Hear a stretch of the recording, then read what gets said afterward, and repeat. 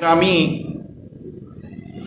آج ہم جس موضوع پہ گفتگو کر رہے ہیں وہ موضوع ہے 4 عظیم روزے۔ نبی پاک صلی اللہ علیہ وآلہ وسلم نے ارشاد فرمایا کہ جو سال میں یہ 4 روزے رکھتا ہے، ایک روزے کے بدلے میں اسے 70 سال کی عبادت کا ثواب دیا جاتا ہے۔ سب سے پہلا روزہ 25 ذیقعد کا روزہ ہے۔ اللہ نے جیسے قرآن میں ارشاد فرمایا، ان فی خلق السماوات والارض فی 6 ایام، کہ اللہ نے زمین اور آسمان کو 6 دنوں میں خلق کیا۔ یہ جو دن ہے 25 ذیقعد، یہ وہ دن ہے جب اللہ نے زمین کو خلق کیا۔ اس دن کا روزہ رکھنا 70 سال کی عبادت کا ثواب ہے۔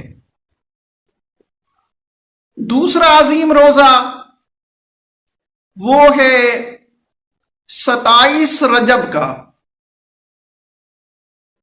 27 رجب کی وہ رات ہے جس رات اللہ نے قرآن میں ارشاد فرمایا، سبحان الذی اسری بعبدہ لیلا من المسجد الحرام الی المسجد الاقصی الذی بارکنا حولہ،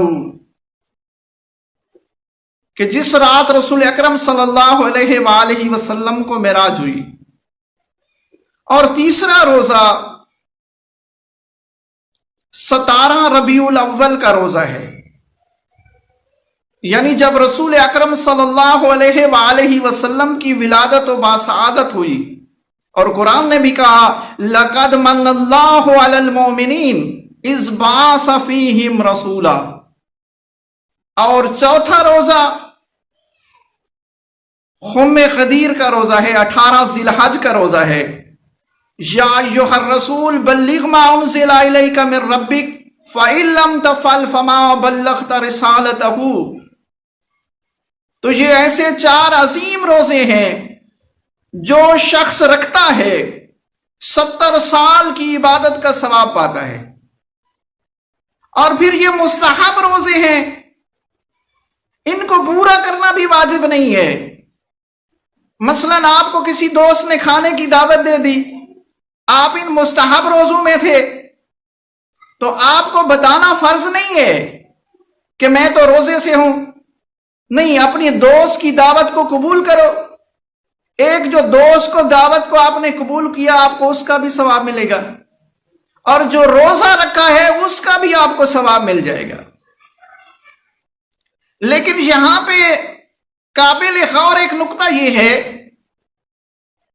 کہ انسان واجبی روزے بھی رکھتا ہو۔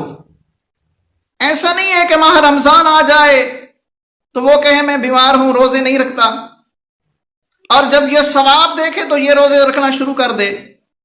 مولا امیر علیہ الصلوۃ والسلام نے نہج البلاغہ میں اسی امر کو روشن کیا، فرمایا، لا قربۃ بالنوافل الا بالفرائض، کہ اللہ کی قربت حاصل نہیں ہو سکتی جب تک انسان واجبات پہ عمل نہ کرے۔ جیسے دیکھیے، نماز میں ہم امامہ باندھتے ہیں، یہ سنت مؤکدہ ہے، اگر ہم نہ باندھیں تو بھی نماز ہو جاتی ہے۔ لیکن بعض ایسے سادہ لوگ بھی ہوتے ہیں کہ جب وہ امامہ پہنتے ہیں، امامہ باندھتے ہیں، تو سجدے کی جو جگہ ہے وہاں پہ امامہ آ جاتا ہے، اور جب سجدہ کرتے ہیں تو سجدہ باطل ہو جاتا ہے۔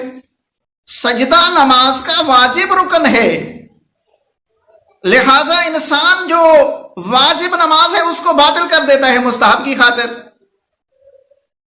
یا جب ہم نماز پڑھتے ہیں، بہت بڑا ثواب ہے کہ خاک شفا رکھی جائے، لیکن بعض دفعہ ایسا ہوتا ہے کہ خاک شفا بہت زیادہ میلی ہوتی ہے، جب انسان سجدہ کرتا ہے تو سجدہ باطل ہو جاتا ہے۔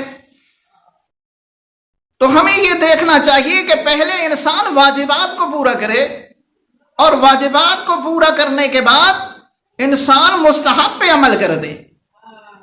رسول اکرم صلی اللہ علیہ وآلہ وسلم نے جو آخری وقت وصیتیں کی تھی مولا امیر علیہ السلام کو، ان میں ایک وصیت یہ بھی تھی کہ یا علی، آپ دیکھنا کہ جب لوگ مستحب پہ عمل کریں اور واجب کو چھوڑنے لگ جائیں تو آپ پہلے واجب پہ عمل کرنا، پھر مستحب پہ عمل کرنا۔